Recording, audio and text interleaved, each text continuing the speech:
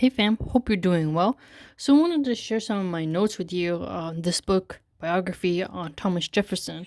Now, something that's really cool is that in the text we learn some more names, and Saint John de Couverture is there, and I did a video like years ago on an excerpt from him, but clearly the relationship of Hector and Jefferson was closer than what I had thought. What's really interesting is that he tells Jefferson to go to Mr. Benjamin Franklin and to ask him to introduce him to this duke. And this duke is named, ready? La Rochefoucauld. Now, that's a really cool name. And apparently, this duke in his house, as the author states, it was where people went to really talk and discuss things. He called it the center of genius and a place where men of abilities go to sort of meet and, network and stuff. I found that pretty cool, and it kind of inspired me to want to have the same for me in the future. And it also, in an interesting way, reminded me of the House of Felicity of Aisha and the Prophet. I thought that was pretty cool. And then there was another name, Philip Mazzei, and apparently he was an Italian polymath. Then another name was the Duc de la Vendôme, and that was intense. Another name was the Marquis de Condorcet.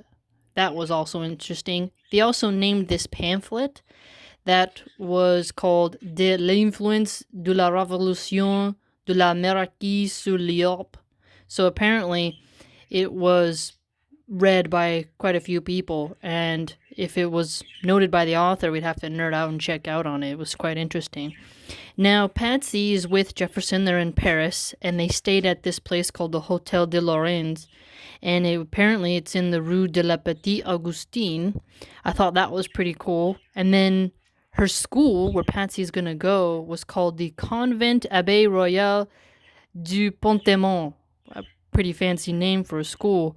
And I guess at the Hotel Landron, which was in the Cul-de-sac de Tabout, Jefferson apparently spent a lot of money to equip his house.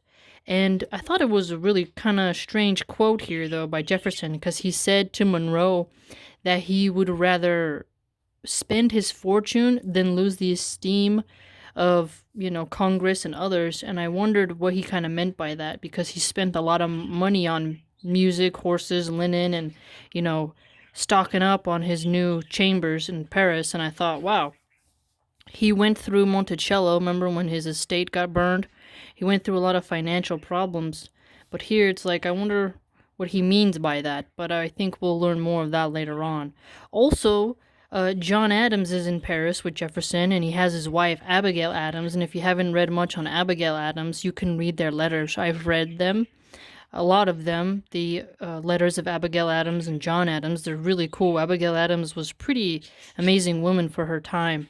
And I thought this was also cool. On the other page was that Jefferson had a really interesting relationship with John Quincy Adams, who's the son of John Adams.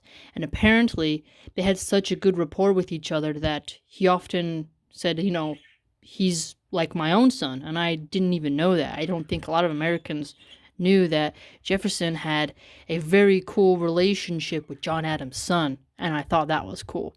And apparently, Jefferson really liked the neoclassical architecture of Paris, so I think later I'll go and nerd out on that.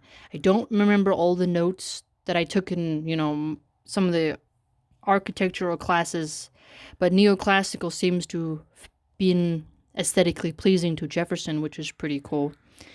It does appear, though, that the festive chaos, as the author stated, influenced Jefferson quite a bit. There was cafes, gaming parlors, and John Adams, he was sort of a little bit disgusted in certain aspects with the culture, with, like, the nightlife, but Jefferson and Benjamin Franklin seemed to be overwhelmed by it, which I find that quite interesting. And then, apparently, Jefferson really was so impressed with France that the author states he would consider it to be a second place he'd want to live. And I was like, wow, I never knew that. I knew that Benjamin Franklin enjoyed France, but I didn't really get the point of how much Jefferson liked it. So I thought those were some cool bullet points for you. It is quite astounding.